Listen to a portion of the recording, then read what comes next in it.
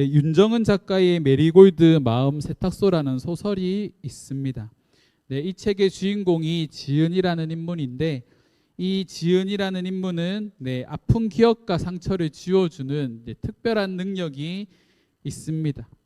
그런데 정작 이런 능력이 있지만 자신은 부모를 잃고 그리고 아픔과 죄책감 속에 살아가는 인물입니다. 그래서 자신에게 주어진 이 특별한 능력이 축복인지 아니면 짐인지 늘 고민합니다. 지은은 새로운 시작을 위해 메리골드라는 마을로 가서 이 메리골드의 한 언덕에 세탁소를 차립니다. 허름한 간판을 하나 걸고 세탁소를 차리는데, 그 세탁소의 이름이 메리골드의 마음 세탁소입니다. 이거는 단순한 그냥 세탁소가 아니라 상처를 가지고 오는 사람들의 마음의 상처를 지워주는, 한마디로 마음의 얼룩을 지워주는 세탁소입니다. 만약에 이런 세탁소가 여러분들 가운데 있다면, 우리 주변에 있다면 여러분들이 지우고 싶은 기억이 있으십니까? 아니면 아픈 상처들이 있으십니까?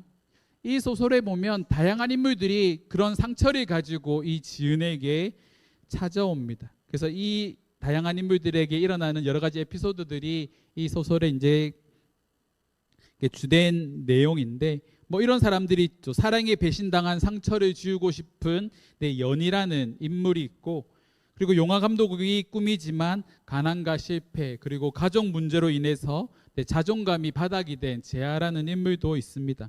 그리고 겉은 화려하지만 내면에는 외로움과 상처로 가득한 인플루언서 은별이라는 사람이 있습니다. 이 사람들이 저마다 반신반의하며 이 세탁소로 와서 내 자신의 상처와 아픔을 지워달라고 하지만, 지은은 이들의 상처를 지워줄까요? 지워주지 않을까요? 그저 기억을 지워달라는 것은 단순한 해결책이 아니라고 지은은 말을 합니다. 왜냐하면 기억을 지우는 것과 동시에 자기가 살아왔던 삶을 잃어버리게 되고, 한마디로 우리가 정체성이라고 말하죠. 자신의 정체성조차 상실할 수 있기 때문에 기억을 지워주지 않으려고 합니다. 지은은 그들의 과거의 기억과 상처를 마주하고 받아들일 수 있는 가정과 용기, 그리고 주변 사람들의 공감에 대해서 말을 하면서 함께 상처를 잘 극복해 보자라고 말을 하는 거죠. 그리고 우리가 상처와 이렇게 직면하고 상처와 마주하게 되었을 때 내가 얼마만큼 성장하게 되는지를 발견할 수 있다라고 말을 해주고 있습니다. 그래서 주변 사람들의 공감, 따뜻한 말이 중요하다라고 말을 하죠. 성경의 인물 중에 유독 많은 상처들과 아픔과 어려움들을 당한 인물이 있습니다. 그 대표적인 인물이 바로 오늘 시편을 기록한 다윗이란 인물이죠. 이 다윗의 삶은 참 희망찬란합니다. 어릴 때 목동으로 살아가고 있었는데, 갑자기 이 목동이었던 신분의 다윗이 사무엘에게 기름 부음을 받고 갑자기 뭐가 됩니까? 왕으로 내정자가 되는 거죠. 왕으로 이제 세워지겠다라고 이제 내정자가 되었는데, 이때부터 이제 삶이 꼬이기 시작을 합니다. 한 번은 형들에게 도시락을 갖다 주기 위해 전쟁터로 나갔는데, 그곳에서 이스라엘 백성들이 욕하고 있는, 하나님의 군대를 욕하고 있는 골리앗이라는 인물과 마주하게 되고, 그 골리앗을 사람들이 두려워할 때 다윗이 그 골리앗을 물맷돌로 무찌르게 되죠. 이 사건 이후에 다윗은 백성들에게 용사로, 그리고 사울보다 더 큰 인기가 많은 위대한 영웅으로 떠올랐지만, 여인들이 부르는 노래에 사울이 질투를 하게 됩니다. 사울이 죽인 사람은 천천히요, 다윗이 죽인 사람은 만만이다. 이 말과 함께 다윗의 시련이 시작되었습니다. 끊임없이 사울이 다윗을 죽이려고 했고, 다윗은 10년이 넘는 시간 동안 도망자의 삶을 살아가야 했죠. 그리고 원수를 죽일 수 있는, 사울을 죽일 수 있는 기회가 있었지만 사울을 죽이지 않고 하나님의 기름 부음 받은 자라고 말하며 용서해주는 그런 일들도 있었습니다. 근데 그 이유뿐만이 아니라 선한 삶만 살았겠습니까? 악한 삶도 살았죠. 밧세바를 범함으로 간음죄를 범했고, 이 일로 인해 다윗의 집이 칼로부터 이렇게 멀어지지 않는, 칼이 가득한 집안이 되었는데, 그 중심에 어떤 사건이 있었냐면 오늘 본문 말씀의 배경이 되는 압살롬 사건이 있었다라는 겁니다. 우리 시편 3편과 4편 말씀을 우리가 오늘 동시에 좀 살펴보려고 하는데 두 말씀이 동일한 배경을 가지고 있습니다. 시편 3편 말씀은 다윗이 압살롬으로 인해서 도망자의 삶을 살아갈 때 지은 삶이고, 시편 4편은 그 도망자의 삶이 끝나고 다윗이 다시 왕위에 올라서 그 당시를 해고하며 쓴 시입니다. 그래서 3편의 시는 소위 말하는 비탄시라고 말하죠. 가슴을 치며 애통하는 마음을 가지고 하나님께 자신의 심정을 토로하는 시라면, 4편은 그 당시를 해고하며 하나님께 감사를 고백하는 감사시입니다. 압살롬에 대해 이야기는 이렇습니다. 아버지 다윗의 왕자를 탐했던 압살롬이 이 백성들로부터 이게 민심을 얻기 시작을 합니다. 다윗에게 재판을 받으러 오는 사람들을 중간에 자신이 데리고 와서 그 다윗을 대신에 그들을 재판해주고 사람들의 마음을 하나둘 이렇게 사기 시작하죠. 그리고 어느 정도 사람들의 민심이 다윗에게 멀어지고 자신에게 향했다라고 생각했을 때 이 헤브론에서 스스로를 왕으로 치하며 반란을 일으킵니다. 이 압살롬의 반란 소식을 들은 다윗은 어떻게 할까요? 다윗이 그 당시에 예루살렘 성에 살고 있었는데 다윗은 예루살렘 성을 포기하고 도망자의 삶을 선택합니다. 어떻게 보면 좀 비겁해 보이는 행동이죠. 전쟁을 해서 압살롬과 맞서 싸워 이 성을 지켜야 된다라고 많은 사람들이 생각했는데 다윗은 도망자의 삶을 선택하는 거죠. 왜 그랬을까요? 성경 말씀해 보니까 만약에 이 예루살렘 성에서 압살롬과 전쟁을 벌이고 나면 이 예루살렘 성에 살고 있는 백성들이 피해를 받을 수도 있기 때문에 다윗은 훗날을 도모하며 도망자의 삶을 선택했다라는 겁니다. 그 자리에 있는 백성들을 지키기 위해 그런 선택을 했다라는 거죠. 이런 이야기는 참 다른 드라마나 영화에서도 많이 볼 수 있습니다. 권력을 가진 사람들 중에 자신이 왕권을 차지하기 위해 반란을 일으키는 이런 이야기는 우리 역사 속에서도 많이 볼 수 있습니다. 하지만 그 대상이 나의 아들이라면 어떤 마음일까요? 다른 사람도 아니라 소위 말하는 2인자, 왕이 아니지만 큰 권력을 가지고 있는 2인자가 반란을 일으켰다라면 그 사람 항상 그런 반란을 일으킬 마음을 가지고 있었기 때문에 그런 것들이 어떻게 어느 정도 준비하고 마음의 상처들이 그렇게 크지 않을 것 같습니다. 그런데 만약에 아들이 반란을 일으킨다면, 자신이 사랑했던 아들이 자신의 왕권을 빼앗으려고 한다면 그 상황을 경험했던 다윗의 마음은 어떻게 됐을까요? 제가 만약에 저희 아이들이 저에게 반란을 일으키고 저에게 대든다고 한다면 끝장이 나겠죠. 용서할 수 없을 것 같습니다. 반란도 일으키지 않겠지만 만약 반란을 일으키고 반기를 든다, 그리고 저에게 눈을 부라린다, 지금은 노코멘트 하겠습니다. 그때가 되면 어떻게 할지는 잘 모르겠습니다. 압살롬의 반역에 의해서 주변 사람들로부터 들려오는 말보다 다윗을 가장 힘들게 했던 말이 있습니다. 야, 아들이 너를 배신해서 반란을 일으켜서 너 도망자의 신세가 됐어 라고 말하는 그 말보다 다윗을 힘들게 했던 말이 뭐냐면 3장 2절의 말씀입니다. 우리 시편 3편 2절 말씀 우리 함께 읽어보도록 하겠습니다. 성경을 보시고 함께 읽어보도록 하겠습니다. 함께 읽겠습니다. 많은 사람이 나를 대적하여 말하기를 그는 하나님께 구원을 받지 못한다 하나이다. 다윗의 잘못으로 인해 다윗이 도망자의 삶을 이렇게 살아간다고 한다면 그런 상황들은 충분히 그냥 이해하고 내가 잘못했으니까 그렇게 넘길 수 있을 겁니다. 그런데 사람들이 뭐라 말합니까? 평소에 다윗이 하나님을 사랑하고 하나님을 경외하는 사람인데 많은 대적들이 다윗에게 뭐라고 말하냐면 다윗 하나님으로부터 버림받았다라고 말하는 거죠. 하나님께 구원을 받지 못한다, 하나님께 버림받았다라고 말을 하는 겁니다. 다윗의 인생에서 가장 큰 자부심이 뭘까요? 하나님과 동행하는 삶입니다. 철저하게 하나님 중심적인 삶을 살아갔던 인물이 다윗인데 그런 하나님으로부터 버림받았다, 구원받지 못했다, 그 말을 들은 다윗은 아마 마음이 무너졌겠죠. 그게 다윗을 가장 힘들게 했다라는 겁니다. 우리도 그런 얘기들 참 많이 들었겠죠. 네, 우리가 예수를 믿는다고 말을 하지만 예수를 믿는다라는 삶과 함께 우리에게 고난이 찾아왔을 때 사람들은 너 예수 믿는데, 너 하나님 믿는데 왜 그래? 왜 그런 일이 일어나? 라고 우리에게 반문하고 말을 할 겁니다. 왜 예수를 믿는다면 좋은 일이 일어나고 복을 받아야 되는데 왜 이렇게 힘든 일들이 있어? 라고 우리에게 반문을 하겠죠. 저도 어릴 때 마찬가지입니다. 누구보다 열심히 신앙생활하시는 부모님 밑에서 자랐지만 여러 가지 환경들이 어려워지는 것 보면서 왜 나에게 이런 일이 일어날까? 네, 반문을 하기도 했습니다. 예수를 더 잘 믿으려고 하면 할수록 삶이 어려워지는 거죠. 그때마다 우리는 그런 고민들을 하기 시작합니다. 내가 왜 하나님 잘 믿는데 나에게 왜 이런 일이 일어나지? 근데 그건 하나님에 대해서 오해하고 있는 거죠. 나에게 일어나고 있는 여러 가지 사건 사고들은 나를 통해 일어나는 일들도 있지만 내 주변의 사람들을 통해 일어나는 일들도 있습니다.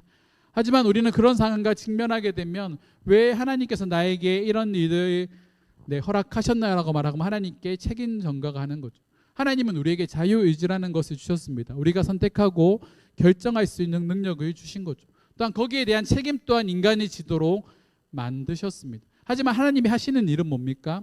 그런 상황 속에서 우리가 의의 길로부터 벗어나지 않도록 하나님은 보이지 않는 손길로 우리의 삶을 계속해서 인도하고 계시다라는 거죠. 많은 사람들이 이 과정에서 믿음이 약한 분들은 신앙생활로부터 이탈하는 경우도 발생을 합니다. 하지만 믿음이 견고한 분들은 어떻게 합니까? 이 시간들을 통해 믿음이 더욱 성장하게 되는 거죠. 아들이 피해 도망자의 신분이 된 다윗은 어떤 고백을 할까요? 도망자의 신분일 때, 고난 가운데 있을 때 어떤 고백을 하겠습니까? 우리 3편 3절 말씀을 한번 읽어보도록 하겠습니다. 함께 읽겠습니다. 여호와여, 주는 나의 방패시요 나의 영광이시요 나의 머리를 드시는 자니이다. 우리 6절입니다. 천만인이 나를 에워싸 진친다 하여도 나는 두려워하지 아니하리이다. 8절입니다. 구원은 여호와께 있사오니 주의 복을 주의 백성에게 내리소서. 여호와는 나의 방패이십니다. 나의 영광이십니다. 하나님, 내가 천만인이 나를 에워싸도 나는 두려워하지 않습니다. 구원은 하나님께 있습니다. 절망 가운데 있지만, 어려운 가운데 있지만 끊임없이 하나님만 의지하고 하나님만 붙들고 있는 것이 바로 다윗의 믿음이었습니다. 어쩌면 이런 믿음이 우리에게 요구되지 않겠습니까? 어떤 상황 가운데 있든지, 어떤 환경 가운데 있든지, 어떤 고통 가운데 있든지 하나님만 의지할 수 있는 믿음이 우리에게 요구되는 거죠.